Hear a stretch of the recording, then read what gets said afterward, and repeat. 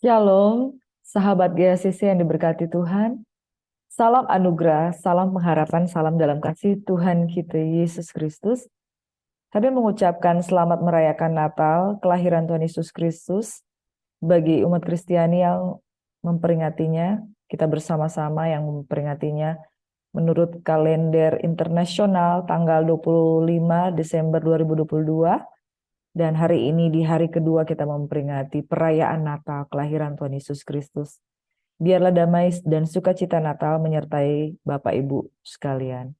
Saudara, pagi hari ini saya terlambat mengupload video untuk perenungan di tanggal 26.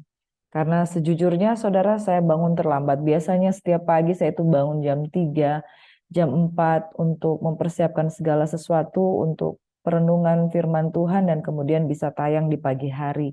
Nah saudara, pada hari ini saya terlambat bangun karena kemarin ada tamu-tamu yang bersyukur di rumah kami, yaitu dari keluarga, dari jemaat Tuhan yang ada di gereja. Kami bersyukur bersama-sama dengan sukacita, dan sukacita Natal itu terjadi di tengah-tengah kami di dalam sebuah persekutuan bersama-sama. Dan pagi hari ini saya cukup terlambat bangun dan cukup melelahkan. Saudara, it's a human, bukan? Dalam hidup ini seringkali terjadi inkonsistensi. Kita pengen selalu taat, selalu setia dengan Tuhan, bangun pagi-pagi benar. Tapi ada situasi-situasi di mana kita tidak menjadi konsisten karena kita mengalami banyak hal di dalam kehidupan seperti apa yang saya sampaikan kemarin. Apa yang saya sampaikan tadi yang terjadi kemarin, yaitu kami ada yang harus kami lakukan bersama-sama dengan keluarga yang hadir di rumah kami.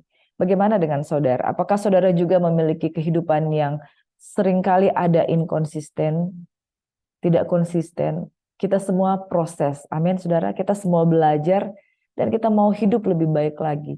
Dalam hal ini, setiap kali kita mengalami fluktuasi kehidupan, siapa yang kita andalkan? Saudara yang diberkati oleh Tuhan kita Yesus Kristus, kita harus kembali on the track ketika segala situasi membawa kita ke dalam kehidupan yang inkonsisten, ya. Maju mundur di dalam Tuhan. Kadangkala kita capek, kadangkala kita lelah, kadangkala kita mengalami tekanan di dalam persoalan, di dalam keadaan finansial yang cukup, tiba-tiba datang penyakit. Di dalam keadaan tubuh yang sehat, tiba-tiba nggak ada uang. Di dalam keadaan segala sesuatu baik-baik saja, tiba-tiba orang yang kita cintai dipanggil pulang. Di dalam keadaan sesuatu yang semuanya baik-baik saja, kita terlena, akhirnya kita menjadi orang yang lupa bersyukur. Manusia cenderung mengalami inkonsistensi di dalam kehidupannya, pasang surut iman, dan membuat ada banyak hal orang percaya tidak menuju kepada tujuan dan panggilan Tuhan yang sesungguhnya. Natal kelahiran Tuhan Yesus Kristus membuat Yesus lahir dalam kehidupan kita. Dan Tuhan setelah menjadi Tuhan dan Juru Selamat dalam kehidupan kita, Tuhan punya tujuan dong dalam kehidupan kita. Amin. Untuk apa dia lahir? Untuk apa dia ada di dalam kehidupan kita sebagai Juru Selamat? Karena dia punya tujuan untuk membawa kita ke suatu tempat. Ke suatu tempat yang dia kehendaki, itu yang terbaik buat Priscilla. Itu yang terbaik buat Anda. Dan hari ini kalau hidup kita tidak konsisten, kadang setia dengan Tuhan, kadang nggak setia dengan Tuhan, kadang baca firman, kadang melalaikan firman. Yang Tuhan kehendaki, back on the track. Kembali ke tujuan yang semula. Kalau engkau mengalami pasang surut di dalam kehidupan ini, kamu harus kembali kepada tujuan di mana Tuhan menciptakan dan memulihkan serta menjadikan Dia sebagai Tuhan dan Juru Selamat di dalam kehidupanmu supaya engkau kembali on the track.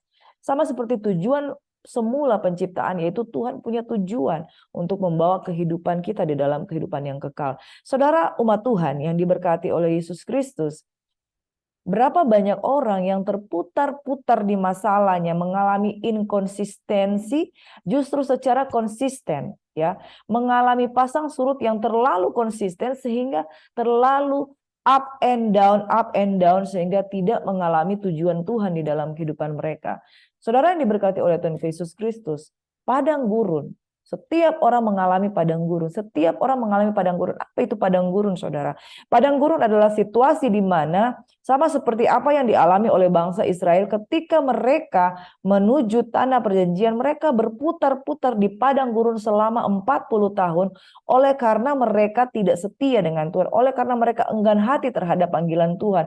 Oleh karena mereka dengan tidak sungguh-sungguh mau masuk ke tanah perjanjian karena mereka diperbudak oleh rasa-rasa yang mereka miliki. Saudara, umat Tuhan yang diberkati oleh Tuhan Yesus Kristus, pagi hari ini kita masih lagi belajar 5 pasal per hari. Saya berdoa, saya berharap kita tetap semangat untuk belajar firman Tuhan. Seringkali ada kejadian yang membuat kita inkonsisten. Seringkali kita membuat up and down, tetapi selalu back on the track. Lakukan kembali panggilan Tuhan yang sejak semula Ia berikan kepadamu untuk berjalan masuk kepada tujuan yang lebih besar, yaitu tanah perjanjian, yaitu kerajaannya yang kekal. Saudara yang diberkati, mari sebelum kita menikmati firman Tuhan, kita satu dalam doa. Terpujilah Bapa sumber segala kasih karunia dalam kehidupan kami. Kami rindu untuk Engkau senantiasa memberkati kami. Buka hati kami lebih dalam lagi Tuhan.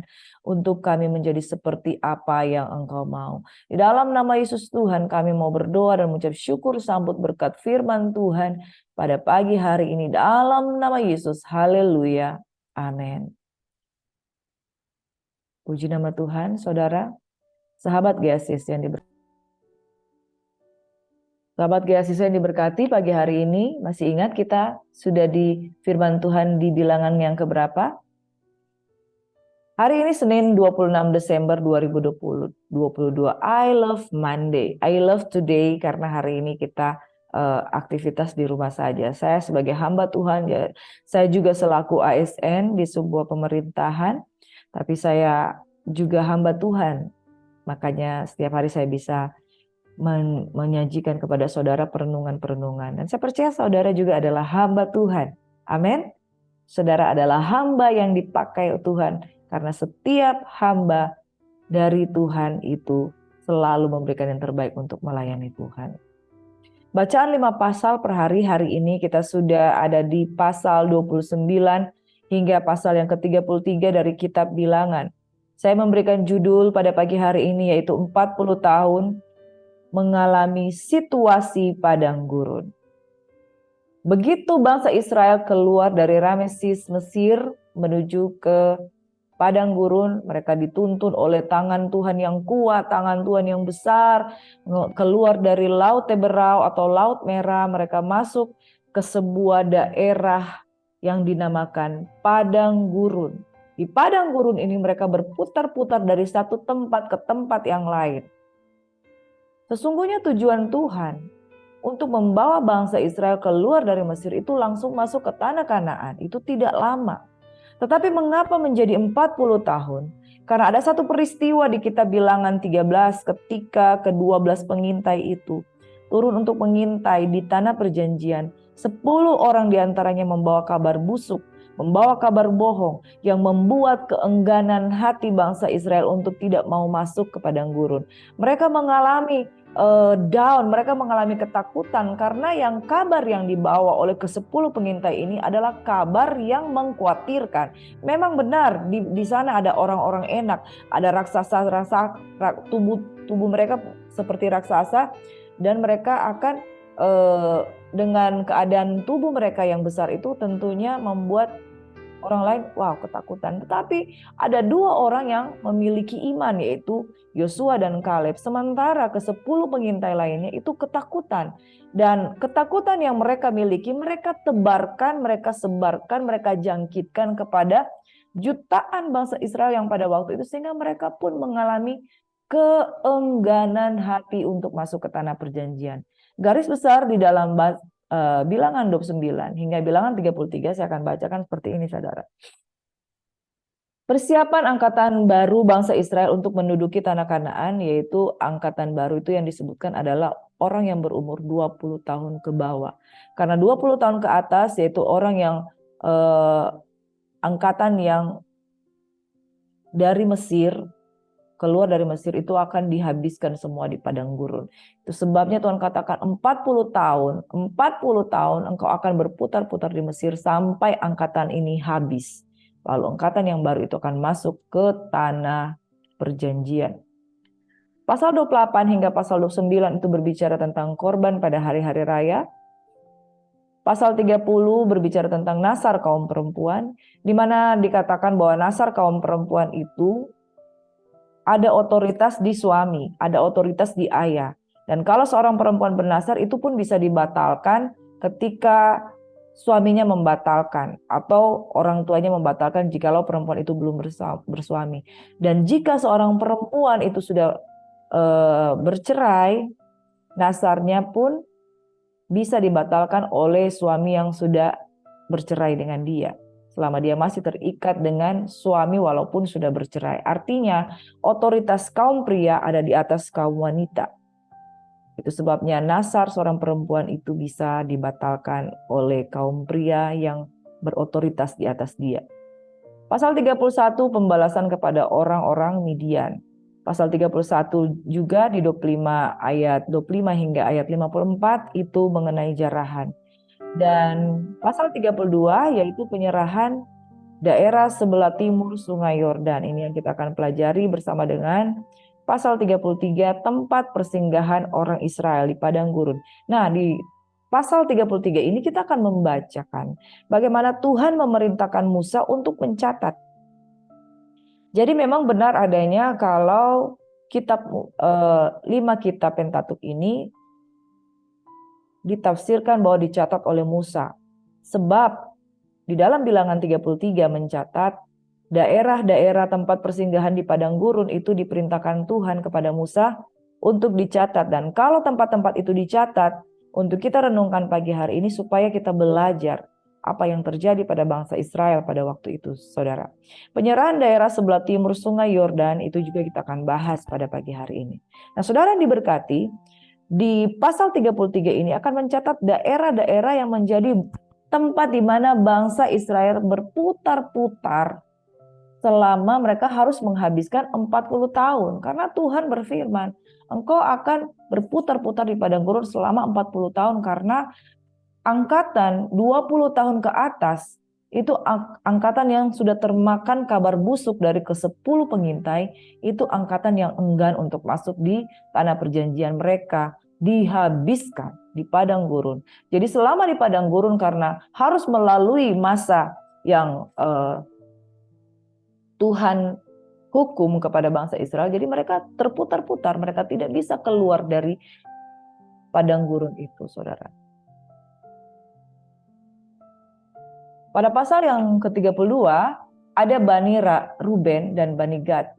Bani Ruben dan Gad ini ternaknya sangat banyak, bahkan sangat banyak sekali. Ketika mereka di dalam perjalanan, mereka melihat tanah Yaezer dan tanah Gilead. Tempat itu tempat yang baik untuk peternakan. Lalu mereka datang menghampiri Musa, Imam Eleazar dan para pemimpin umat itu. Mereka minta seperti ini. Jadi Bani Ruben dan Bani Gad minta seperti ini. Atarot, Dibon, Yaezer, Nimra, Hesibon, Eleale, Sebam, Nebo, dan Beon. Negeri yang telah dikalahkan Tuhan untuk umat Israel itulah suatu negeri yang baik untuk peternakan, dan hamba-hambamu ini memang ada ternaknya.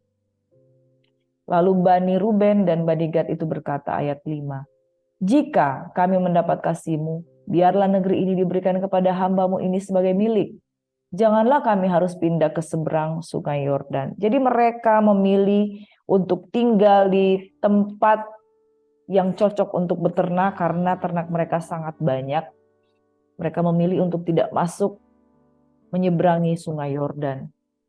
Oleh karena permintaan itu, lalu Musa berkata kepada Bani Gad dan Bani Ruben, masakan saudaramu pergi berperang, kamu tinggal di sini? Jangan lagi engkau membuat enggan hati bangsa Israel. Permintaanmu itu, engkau mau tinggal di sini karena ternakmu, dan engkau tidak mau masuk menyeberang Sungai Yordan, akan menimbulkan keengganan hati saudara-saudaramu untuk menyeberang ke negeri yang diberikan Tuhan kepada mereka. Karena Musa mengulang kembali apa yang sudah terjadi di kitab Bilangan 13, di kitab Bilangan 14. Oleh karena enggan hati orang Israel, saya memberikan warna di sini, warna hijau. Demikian juga dilakukan bapak-bapakmu ketika di Bilangan 13, Bilangan 14. Ketika aku menyuruh mereka dari Kades Barnea untuk melihat negeri itu, mereka berjalan sampai ke lembah Eskol, melihat negeri itu dan membuat enggan hati orang Israel sehingga mereka tidak mau pergi ke negeri yang diberikan Tuhan kepada mereka. Dan Musa mengulang kembali, waktu itu Tuhan murka.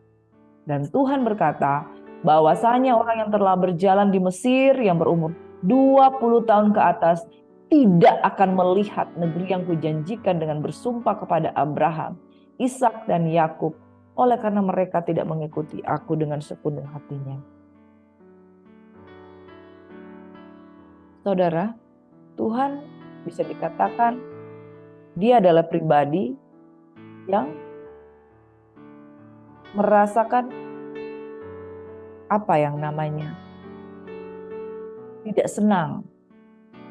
Karena dia sudah memplanning rencana yang sempurna untuk memberkati Bapak Abraham. Saudara kalau sudah mengikuti khotbah 5 pasal per hari, tentu saudara sudah membaca di dalam Kejadian 12 bagaimana janji Tuhan kepada Abraham untuk membawa keturunan Abraham yang seperti pasir di laut dan seperti bintang di langit, yang jutaan banyaknya itu seperti yang dijanjikan Tuhan. Dia sudah berjanji. Dan Tuhan terikat dengan janji. Tuhan terikat dengan sumpahnya untuk menggenapi apa yang dia janjikan kepada Abraham. Kamulah Israel, keturunan yang aku janjikan kepada Bapak Abraham. Kamulah keturunan yang aku janjikan untuk kutuntun masuk ke tanah perjanjian. Tetapi umat Tuhan yang menjadi bagian dari sumpah Tuhan, sumpah Allah kepada Abraham, sumpah Yahweh kepada Abraham, keturunannya ini, itu bangsa Israel ini enggan untuk masuk ke tanah perjanjian. Nah, situasi ini sangat dimurkai oleh Tuhan Yesus. Mohon maaf, waktu itu Tuhan sangat dimurkai oleh Tuhan Allah. Allah Tritunggal sangat dimurkai oleh Tuhan Allah sehingga dia bersumpah, keturunan yang berusia 20 tahun ke atas tidak akan masuk ke tanah perjanjian. Keengganan mereka membuat Israel tidak mau masuk ke tanah perjanjian, itu sebabnya Tuhan menghukum mereka. Kesalahan 10 orang pengintai selain Kaleb dan Yosua ini menjadi sebuah peringatan. Mereka harus melalui padang gurun selama 40 tahun. Sebab keengganan hati mereka membuat Israel tidak mau memasuki tanah perjanjian, dan yang kedua, tidak mau mengikuti Tuhan sepenuh hati. Saudara pernah mengalami padang gurun? Setiap orang memiliki padang gurun, saat-saat di mana dia mengalami pasang surut iman, pasang surut kehidupan. Tetapi lama atau tidaknya itu tergantung dari diri kita, saudara. Dan ternyata ada 2 hal yang membuat bangsa Israel mengalami padang gurun yang begitu lama. Yaitu karena mereka enggan untuk masuk ke tanah perjanjian. Yang kedua, mereka tidak mau mengikuti Tuhan dengan sepenuh hati mereka. Ayat 12 dikatakan, kecuali Kaleb bin Yefune, orang Kenas itu, dan Yosua bin Nun, sebab keduanya mengikut Tuhan dengan sepenuh hatinya. Sebab itu bangkitlah murka Tuhan kepada orang Israel sehingga membuat mereka mengembara di padang gurun 40 tahun lamanya. Sampai habis, mati segenap angkatan yang telah berbuat jahat di mata Tuhan. Lalu Tuhan mengulang kepada Bani Ruben dan Bani Gad, dan sekarang kamu mau bangkit ganti bapak-bapakmu, suatu kawanan orang-orang berdosa, untuk menambah lagi murka Tuhan yang menyala kepada orang Israel? Jika kamu berbalik membelakangi dia, maka kamu akan lebih lama lagi dibiarkannya tinggal di padang gurun, dan kamu akan membawa kemusnahan atas seluruh bangsa ini. Saudara, lama tidaknya seseorang berada di padang gurun tergantung. Kalau kita terus enggan hati, kalau kita terus tidak mau sepenuh hati, kalau kita terus membelakangi dia, maka semakin lama kita ada di padang gurun.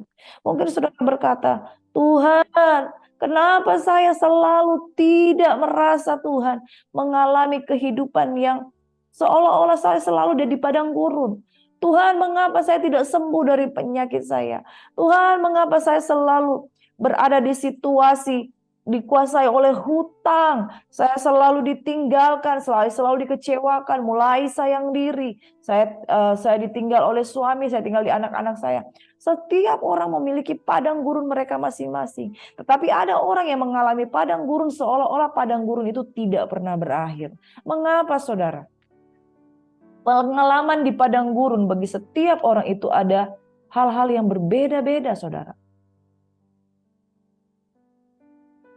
Ada yang lama, ada yang cepat, ada yang sangat lama. Ada seorang ibu yang berkata seperti ini. Setiap kali dia datang kepada saya, dia menangis dengan hubungan dengan anaknya. Anaknya itu berumur 40-an tahun ke atas. Anak perempuan. Sampai saat ini anaknya ini belum menikah, mereka tinggal berdua saja, saudara. Dan setiap kali ibu ini datang melihat saya, dia nangis. Ada apa, ibu? Tanyakan. Selalu dia ceritakan tentang hubungan dengan anak. Ternyata anaknya ini yang belum menikah, dia seringkali bertengkar dengan mamanya. Lalu saya katakan seperti ini. Seharusnya dia sudah cukup dewasa untuk mengerti tentang kehidupan. Dan ibu ini selalu mengalah dengan anak ini. Selalu mengikuti apa yang dia mau. Dia mau bikin apa saja, dia terpaksa mengikuti keinginan anak perempuannya ini. Dan saya katakan seperti ini. Ibu, dia sudah umur 40-an tahun. Sampai berapa lama lagi dia bertindak tidak dewasa? Nah, saya mau bertanya satu hal dan ibu harus terbuka.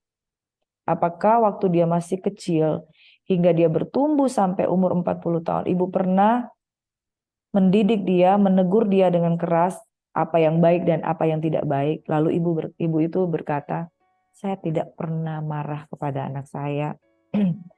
Saya tidak pernah berkata keras kepada anak saya, tidak pernah melarang apa yang dia inginkan. Lalu saya berkata seperti ini, itu kesalahan ibu. Seorang anak itu harus mengenal tongkat didikan, tongkat pengajaran, mulai dari dia masih kecil. Sehingga kalau dia sudah dewasa, dia terdidik di dalam pokok-pokok kebenaran. Dia mau dibentuk, dia tahu bagaimana harus ditegur dan bagaimana dia harus mengatasi perasaannya yang kecewa ketika mengalami teguran. Tapi ibu tidak pernah menegur anak ibu sampai dia umur sudah 40-an tahun. Sehingga sampai hari ini ibu nggak bisa menegur dia kalau dia melakukan kesalahan. Dan orang yang tidak bisa ditegur, dia akan terus merasa diri benar. Dan kalau orang tidak terbiasa ditegur, dia tidak bisa mengkoreksi dirinya sendiri. Karena dia tidak mau dikoreksi oleh orang lain. Kenapa? Karena dari kecil dia tidak mengenal tongkat didikan. Di dalam kitab Amsal berkata, didiklah anakmu. Didiklah anakmu, saudara. Supaya ia jangan menjadi anak yang gampangan. Karena tidak terbiasa dididik. Akhirnya tahun-tahun dari ibu ini dia sudah berusia lanjut. Anaknya umur 40-an. Mereka terus mengalami padang gurun. Pasang surut kehidupan karena proses karakter dari anaknya yang tidak bisa dibilangin. Karena terbiasa dimanja, sehingga segala sesuatu harus ikut maunya dia.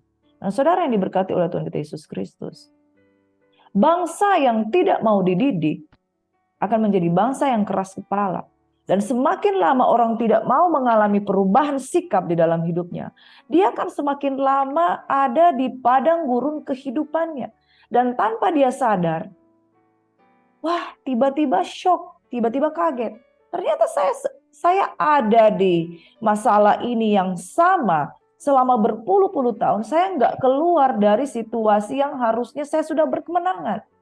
Ada berapa banyak orang tidak menyadari bahwa dia berputar-putar di padang gurun kehidupan dan dia tidak mengalami perubahan karena tidak mau dididik, karena tidak mau dibentuk, karena tidak mau ditegur Tuhan, karena tidak mau mengalami firman Tuhan di dalam dirinya, sehingga dia berputar-putar dengan pikirannya yang keras.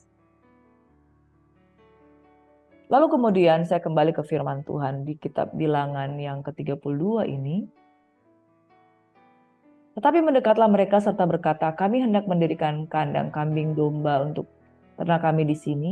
Tapi kami sendiri akan mempersenjatai diri kami dan dengan bersegera kami akan berjalan depan orang Israel sampai kami membawa mereka ke tempatnya, sementara anak-anak kami akan tinggal di tempat kota-kota yang berkubu oleh karena penduduk negeri ini. Kami tidak akan pulang ke rumah kami sampai setiap orang memperoleh milik pusakanya, sebab kami tidak mau menerima milik pusaka di seberang sungai Yordan sana dan seterusnya apabila kami mendapat milik pusaka di seberang sungai Yordan di sini di sebelah timur.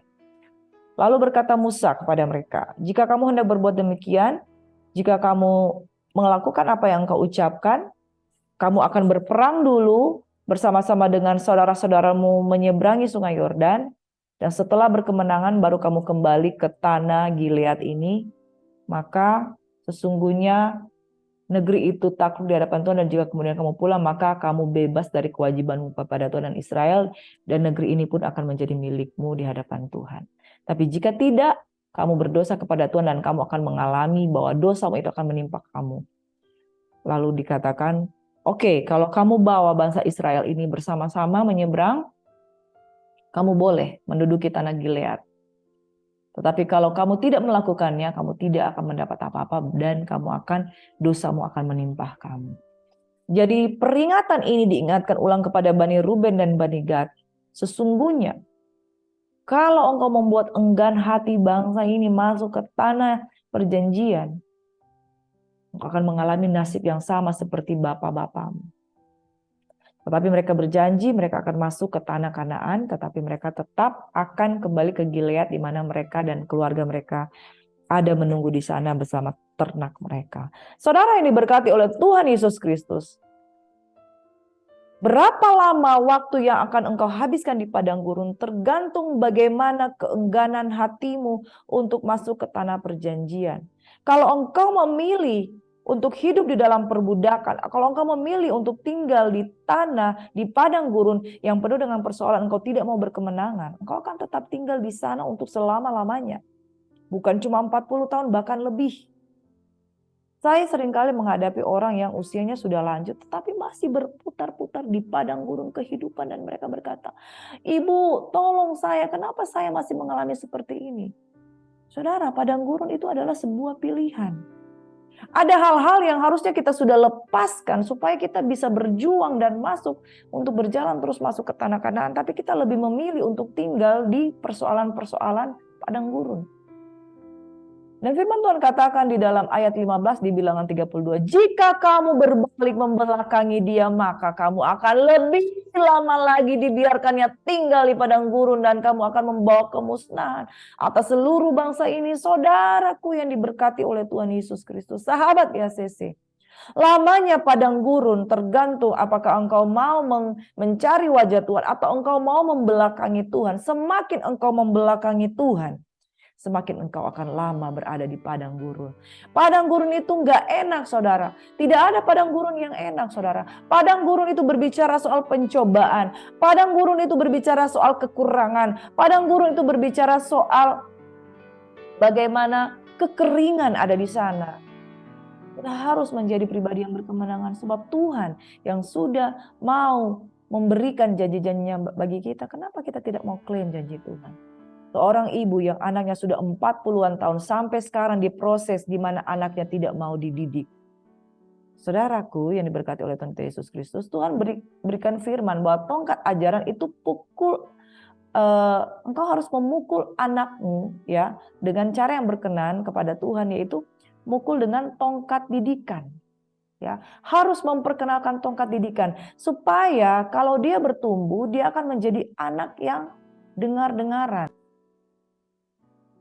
Amsal 22 ayat 15 berkata seperti ini. Kebodohan melekat pada hati orang muda, tetapi tongkat didikan akan mengusir itu daripadanya. Selama kita tidak mau dididik, selama kita tidak mau mengenal tongkat didikan, baik itu dari orang tua kita, baik itu dari gembala kita, maka kebodohan melekat di dalam diri orang muda itu. Saudara yang diberkati, padang gurun berbicara tentang orang-orang yang tidak mau dididik dengan tongkat pengajaran daripada Tuhan.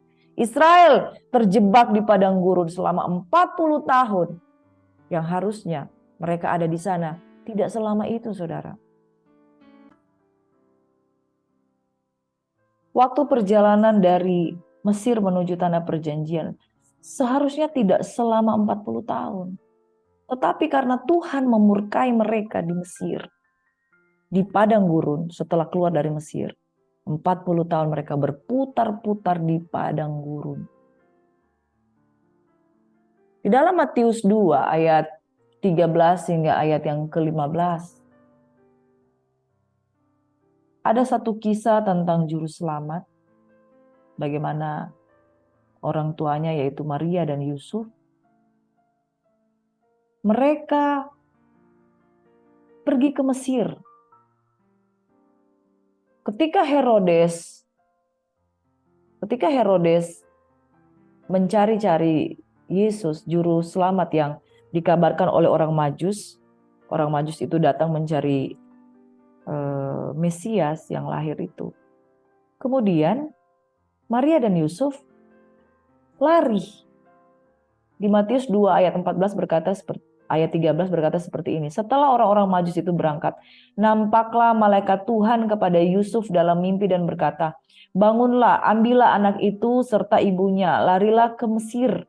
Bayangkan saudara, mereka lari ke Mesir.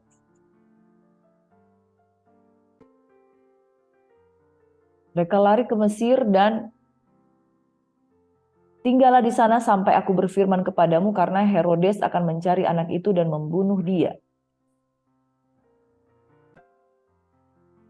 Mereka dari Bethlehem. Dari Bethlehem menuju ke Mesir. Berarti mereka di tanah Yudea. Nah, saudara yang diberkati, dari tanah Yudea, dari Bethlehem mereka pergi ke Mesir pada waktu keadaan Maria sedang mengandung. Setelah orang Majus itu berangkat, nampaklah malaikat Tuhan kepada Yusuf dalam mimpi dan berkata, "Bangunlah, ambillah anak itu serta ibunya, larilah ke Mesir dan tinggallah di sana sampai aku berfirman kepadamu. Karena Herodes akan mencari anak itu untuk membunuh dia." Maka Yusuf pun bangunlah, diambilnyalah anak itu serta ibunya malam itu juga, lalu menyingkir ke Mesir. Pada waktu itu Yusuf dan Maria sudah melahirkan bayi Yesus. Dan Matius 2 ayat 15 berkata, "Dan tinggallah di sana hingga Herodes mati." Hal itu terjadi supaya genaplah yang difirmankan Tuhan oleh nabi, "Dari Mesir kupanggil anakku." Setelah Herodes mati, nampaklah malaikat Tuhan kepada Yusuf dalam mimpi di Mesir. Katanya,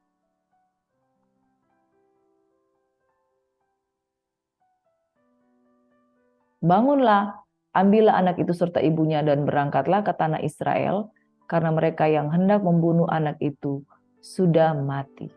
Lalu Yusuf bangun, diambilnya anak itu serta ibunya dan pergi ke tanah Israel. Amin. Jadi waktu itu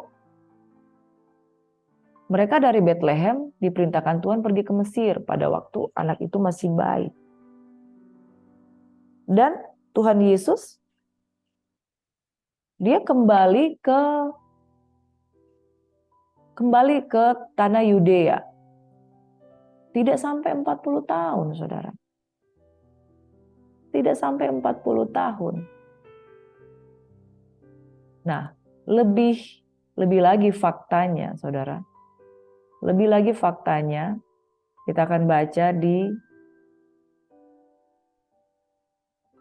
ilmu pengetahuan ini yang memberikan informasi tentang total jarak garis lurus antara Mesir dan Kanaan itu 8.482 km dan 583,09 meter. Jadi jaraknya 5.270,8 mil. Sejalan dengan itu, berapa lama perjalanan dari Mesir ke tanah perjanjian? Dia mengutuk mereka 40 tahun mengembara di padang gurun sampai generasi yang tidak percaya mati, tidak pernah menginjakkan kaki di tanah perjanjian.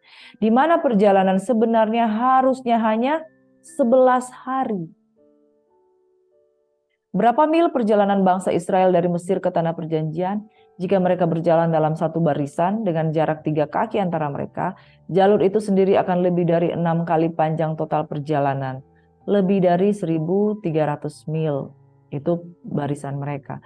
Jika mereka berjalan 1 mil sehari setiap hari selama 9 bulan, mereka akan membuat menuju tanah perjanjian. Sebaliknya, mereka membutuhkan 40 tahun akibat keengganan hati mereka. Jadi harusnya itu cuma 11 hari perjalanan. 11 hari berjalan kaki. Kalau sekarang naik pesawat, dengan hitungan menit udah sampai itu, saudara. Bilangan 33 ini saya tampilkan di belakang saya ini panjang dan lebar, tapi saudara baca sendiri ya kelima pasal ini. Ini adalah tempat persinggahan orang Israel setelah mereka keluar dari tanah Mesir, pasukan demi pasukan di bawah pimpinan Musa dan Harun. Musa menuliskan perjalanan mereka dari tempat persinggahan ke tempat persinggahan dengan tita Tuhan. Inilah tempat persinggahan mereka dalam perjalanan mereka. Mereka berangkat dari Rameses, yaitu kota di Mesir, yaitu kota yang ada di pusat bangsa kota Mesir, saudara. Lalu mereka berjalan, berkemah di Sukot, berkemah di Etam, berkemah di kembali ke Pihahirot. Wah, banyak sekali, saudara. Mereka berangkat ke Elim, mereka berangkat dari Mara ke Elim. Di Elim ada 12 mata air dan 70 korma. Di sana mereka berkemah dari Elim ke Laut Teberau, padang gurun Sin. Itu banyak sekali lokasi-lokasi mereka, saudara, tempat mereka untuk berkemah. Saking lamanya mereka harus menghabiskan waktu 40 tahun. Jadi mereka itu berpindah-pindah. Bangun kemah, angkat lagi, pindah lagi ke sana ke sini, ya itu banyak sekali selama satu pasal di Bilangan 33. Saya pikir waduh banyak sekali ini tempat-tempat mereka berkemah. Dan saudara, kemudian di ayat 38 ketika itu Imam Harun naik ke Gunung Hor sesuai dengan titah Tuhan dan dia mati di sana. Pada tahun ke-40 sesudah Israel keluar dari tanah Mesir pada bulan yang kelima. Jadi Harun tidak memasuki tanah perjanjian. Dan selanjutnya bla bla bla, Musa mati di Gunung Nebo. Dan Musa mati di Gunung Nebo, selanjutnya tongkat kepemimpinan itu diserahkan kepada Yosua. Demikian perjalanan dari bangsa Israel yang begitu panjang, saudara-saudara bisa baca sendiri. Mereka berkemah dari suatu tempat ke tempat yang lain untuk menghabiskan waktu di mana mereka dihukum Tuhan tidak boleh memasuki tanah perjanjian. Mereka habis di padang gurun. Saudara, padang gurun itu lama tidaknya tergantung kita. Karena secara ilmu pengetahuan, kalau mau berjalan kaki 11 hari itu sudah sampai di tanah perjanjian. Saudara harus ingat rencana awal bagi Israel adalah hanya dalam hitungan hari, kurang lebih 11 hari perjalanan, bukan dekade. Tetapi kenapa membutuhkan 4 dekade atau 40 tahun bagi Israel untuk siap? Jadi perenungan kita pada pagi hari ini, bagaimana dengan padang gurun Anda? Apakah Anda orang yang sedang terus berjalan menuju panggilan surgawi, atau Anda terlalu banyak melakukan persinggahan rohani dalam tanda kutip, berkemah dari satu masalah kepada masalah lain, gak selesai-selesai? Saudara pernah mengalami itu? Berkemah dari satu masalah, muncul masalah lain, belum selesai masalah satu, muncul masalah lain, belum selesai masalah ini, berentetan masalah lain muncul. Orang-orang datang menagih hutang, orang-orang datang untuk mengambil barang-barangmu, lalu engkau mengalami percekcokan dengan si A, engkau ditekan oleh si B, lalu engkau bermasalah dengan mertua, lalu anak-anakmu berantakan, jatuh di dalam dosa narkoba dan lain sebagainya. Berentetan seperti peperangan yang terjadi, boom, boom, boom, sehingga engkau mengalami masalah yang tidak ada henti-hentinya. Kenapa? Itu padang gurun yang Tuhan izinkan terjadi. Jikalau engkau berpaling dan berbalik dari Tuhan, maka engkau akan lebih lama lagi ada di padang gurun. Tapi kalau engkau berbalik dari jalan-jalanmu yang salah. Dan yang paling penting saudara, yang pertama, jangan enggan hati untuk masuk ke tanah perjanjian. Sebab orang yang enggan hati, mereka tidak memiliki tekad untuk berjuang. Yang kedua saudara, kalau engkau tidak dengan segenap hati, kalau engkau setengah-setengah mengikuti Tuhan, engkau tidak akan bisa melakukan apa-apa karena engkau terjebak dengan dosa-dosamu, engkau terjebak dengan keputusan yang salah, engkau akan semakin jauh dari Tuhan. Yang ketiga saudara, kalau kita tidak fokus pada apa yang menjadi tujuan Tuhan, yaitu panggilan surgawi, kita memilih untuk berkemah dari satu dosa ke dosa yang lain, dari satu masalah kepada masalah yang lain. Hari ini mungkin engkau belum terasa, tapi satu saat nanti apa yang engkau tabur engkau akan tuai. Kalau engkau terus menabur masalah, engkau akan menuai masalah. Kalau engkau terus menabur dosa, engkau akan menuai ikatan-ikatan. Tunggu waktunya, engkau akan menuai dosa-dosamu. Tunggu waktunya, engkau akan menuai segala sesuatu pemberontakan yang kau lakukan. Saudara, Tuhan tidak menghendaki demikian. Itu sebabnya Dia menyediakan juru selamat, Sang Penebus dosa umat manusia. Saya mengucapkan selamat merayakan Natal kelahiran Tuhan Yesus Kristus. Biarlah Yesus lahir di hati kita sebagai penolong dalam kesesakan, sangat terbukti, membawa engkau keluar dari padang gurun, membawa engkau berkemenangan masuk ke tanah perjanjian. Mari satu dalam doa. Bapak, terima kasih buat pagi hari ini kami keluar dari inkonsistensi kami mau belajar menjadi pribadi yang penuh dengan iman, penuh dengan hikmat, penuh dengan roh takut akan Tuhan. Sehingga segala sesuatu boleh jadi di dalam nama Yesus Kristus Tuhan kami berkemenangan, kami lebih daripada pemenang. Di dalam nama Yesus Kristus Tuhan kami berdoa, kami memberkati generasi-generasi yang angkatan yang muda, itu mau jadi generasi yang mau menerima tongkat didikan, supaya mereka menjadi bangsa yang terdiri di dalam pokok-pokok pengajaran firman Tuhan, dan menjadi pribadi yang memiliki tekad untuk masuk ke tanah perjanjian.